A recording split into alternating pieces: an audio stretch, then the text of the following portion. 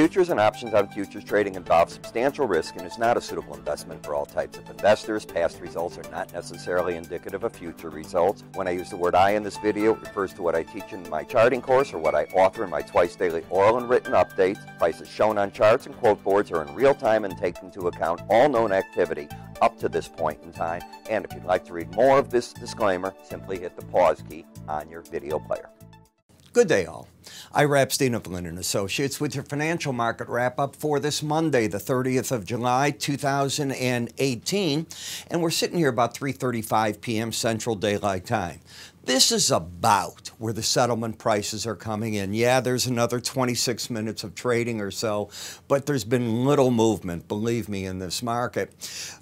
Markets are now waiting on the two-day FOMC meeting. We've got the Bank of Japan. That's going to be the real market mover this week. Two events. Could be the Bank of England moving on interest rates, which is widely expected, but it's the Bank of Japan that people are going to look at to see, do they start tweaking this ultra easy monetary policy, and how do they unwind it if they decide to do it in very, very slow steps. But whatever they do seems to impact our 10-year notes. So pay attention to that one way or the other. It does have an impact. You're looking at rallies taking place on the energies, and part of this has to do with the fact that come August 4th, the next phase of sanctions on Iran takes place, and the big one where they're cut out of the banking and oil exports and so on, that takes place on November 4th. But this is a big one, and the market is looking at that. When you look at the whole sector today, the grain's got a good bounce. Wheat is burning up around the world. It's not just an American phenomenon of our terrible weather on the West Coast. We are talking France, we are talking England, we are talking the Ukraine, Russia. You've got to be paying attention because wheat is a people's food. It's, yes, it can be used in animal feed, but it's also staple for breads and so on, and that becomes very important, and that's why it's become a leader in this market when it gets a problem like that. In the metals, there's still no bounce in it. There's nothing happening positive out of China. I was reading Mr. Wang's comments today as he was hosting the trade representatives of the UK in China, and boy, he's just ripping down on the United States. So doing that probably means we're not getting any closer to a deal with them, but things are still sounding good, at least with Mexico. The correction that we're watching in markets seems to be coming first out of the technical sector. The FANG sector is feeling the pressure, and of course the S&P in part is made up of that. Market was down 13.5 today, and you can see how the market has backed off slightly from the recent high. Not a lot on a closing basis, 13 points. When you take a look at this chart, though, you can see how the market has formed a trade top at least, and now the market is got a pattern of lower highs and lower lows. By definition, a downtrend is defined as lower highs and lower lows. To break that pattern, you'd have to get back up and over Friday's high, which was 28.47. It hasn't done that yet, obviously. Where could support be? Well, support could be the 18-day average of closes. So often I tell you, when a market moves up and it decides to correct, or a market moves down and it decides to correct, the 18-day average is often a number the market plays with. Is it always? No, nothing I know on charting is always, but it's common. So what we did today is we fell to that number, found some support against it. We're not strong enough. The market was not strong enough to, again, hit that upper Bollinger Band. And that's something I've pointed out since the beginning of June. It hasn't been able to do that. So now I define this chart action as neutral. Why? The swing line is down, but because the market settled over the 18-day average, the bias is up, but momentum is pointing down. See that? Let's assume the market continues down. It might make a run for the lower Bollinger Band. Let's assume it decides to stall and wait till all these central bank meetings are playing around. I would expect just playing near that 18-day average of closes. The NASDAQ had given ground on Friday to the 18-day average. So the question to me today coming in, with momentum pointing down, with the pattern of lower highs, lower lows under the 18-day average, the trend is down.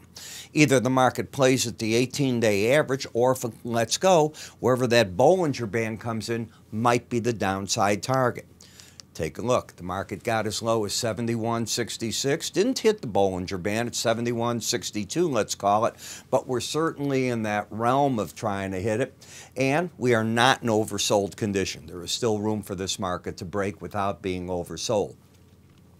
The strongest of the indices has been the Dow. The problem with the Dow is because the market is going to settle near the day's low, and you're already pointing down sharply in the slow stochastic. The odds favor that a steady to lower opening will take this number under 80 and put into play then, if it stays that way, the 18-day average is a possible number the market goes to. So while the market is still bullish in the sense of it has the embedded reading, it's hanging by a bare thread.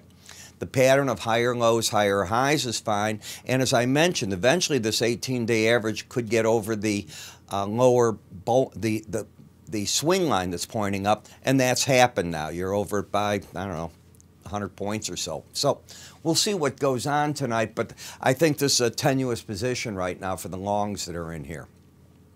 In the Russell, like we saw in the NASDAQ, lower highs, lower lows to the Bollinger Band. Now, the difference this time is the market on Friday got to the band, stopped. Today it got to the band, slightly under it, and you're oversold as can be. So you got to be a bit cautious right here in terms of your oversold. Let's assume the market continues down. Then it could go to 1622, and that's not that far away. It's 30 points. That's the 100-week average, 100-day average of closes. Let's assume you bounce. The goal is just to get back in the Bollinger Band. You'd have to get way up here in order to negate the downtrend. There is nothing on this chart formation that can turn bullish.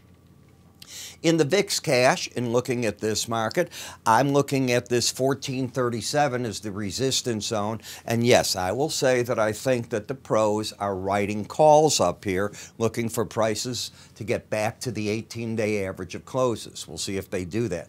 They could put on strategies, I don't know. But what I've said to you in the past, if you got up to the upper part, they're looking for the 18-day average. If you hit the lower bands, they're looking for the 18-day average. I don't think any of that has changed. In the bond market, of course, what you're dealing with is all these decisions by central bankers now. Now you have the numbers. If we take a look, both numbers are today under 20. Day before, both numbers, I went too far here. I want to go to Friday, under 20, and Thursday, under 20. Therefore, you have 3 days in a row, you have what's called an embedded reading.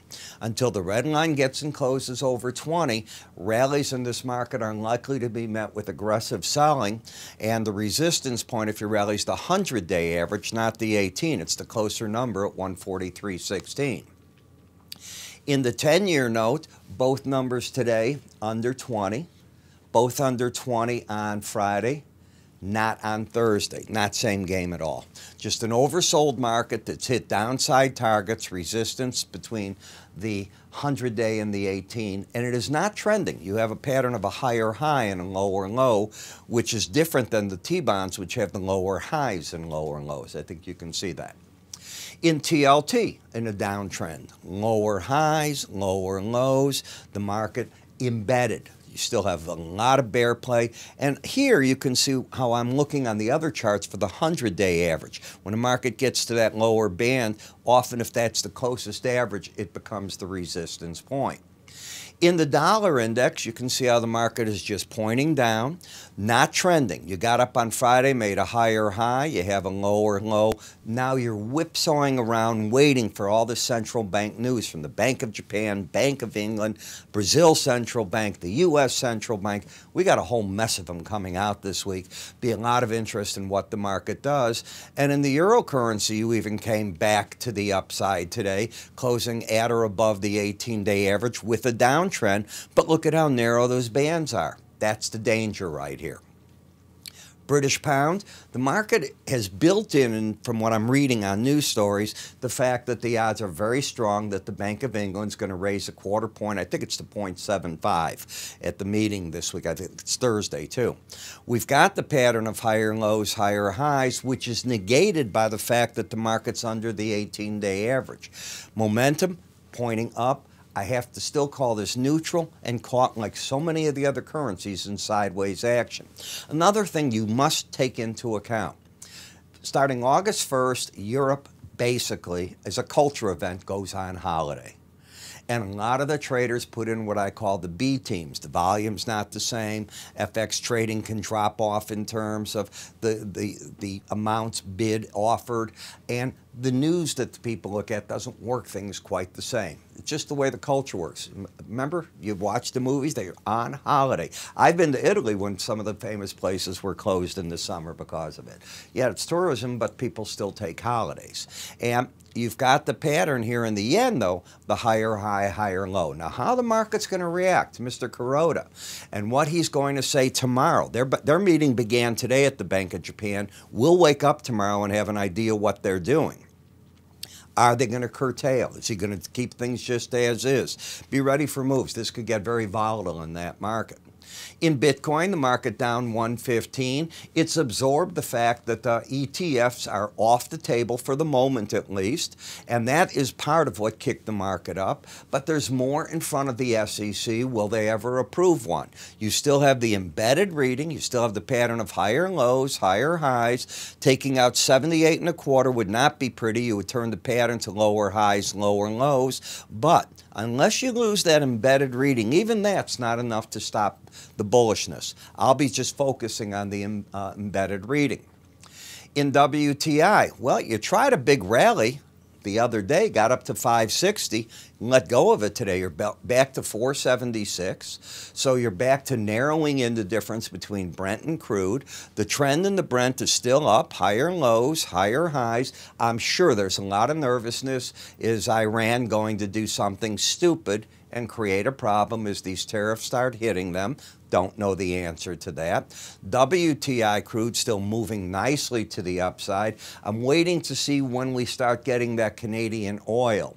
And when we start getting it, remember, you're going to get several 100,000 barrels a day more than we have had, because for all of July, the wells that we were looking for, I think Syncrude out of Canada, we've lost that oil. So be aware of that. Looking for 70.43 as resistance, support back at 67.77, and what the bulls don't want to see taken out is Friday's lows of 67.38. In the Rebob gasoline, we've gotten up to an overbought area off a vertical price rise, a little dangerous right here in pricing. It's moved up and now it's sort of like, can I go higher? What do I do? We'll get the API numbers tomorrow afternoon, remember, that's Tuesday, and then the EIA numbers on Thursday. Nat gas, this hot weather is giving this market a bid. You've got higher lows, higher highs. Not all parts of the country are hot, but look out west what's going on. And if we get another hot blast that hits in any manner the East Coast, you lift more. Pretty solid resistance between the 100-day average and the upper Bollinger Band. Is the market overbought? Absolutely. So that's where I'm at on it. You know, one of the things we do in our futures trading kit, which we make it look like a DVD here, but it's not. It's really a link that we send you in the mail, is it's got everything that we have in terms of what clients typically want to take a look at in terms of chart patterns. What's an up channel? What do you expect if it's broken, up or down? What about trading ranges? How do you deal with a trading range? Triangle formations. What way might they break out? What happens when that happens? We've put together not only that, but our technical trading volumes, 1 and 2 of our users' guides. We've got the CME products that are talking about option strategies, our charting software, and so on. All you need to do is either give my staff a call, go to our website, www.iraepstein.com. You'll be looking for our futures trading kit. You can click up here. It'll take you there as well. I'm Ira Epstein. You have a good day, and I'll talk to you tomorrow.